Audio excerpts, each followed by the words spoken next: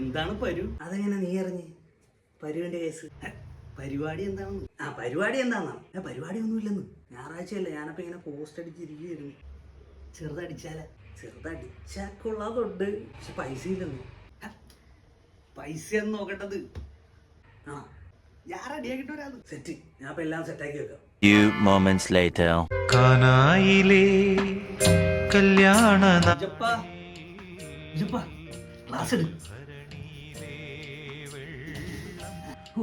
തന്നെ ചൂടാന്ന് വെച്ചിട്ട് ഞാനാണ് വന്ന വഴി നമ്മുടെ അലക്സിനെയും പിള്ളേരെയൊക്കെ ഉണ്ടായിരുന്നു.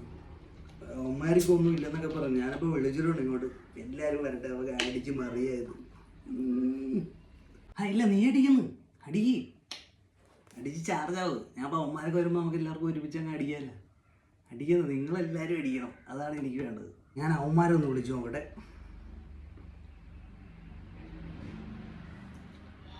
എടാ പോയി എവിടെടാ? ഞാൻ ഭുജങ്കൻ്റെ വീട്ടിലോട്ട് ചെറുതടിക്കുക. എടാ സാധനമൊക്കെ ഇവിടെ ഉണ്ട്, എല്ലാവരും ഇപ്പോൾ വന്നത്. ഇന്ന് എൻ്റെ ചെലവ്.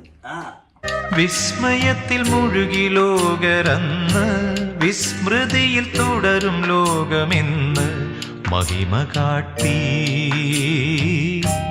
യേശുനാഥൻ.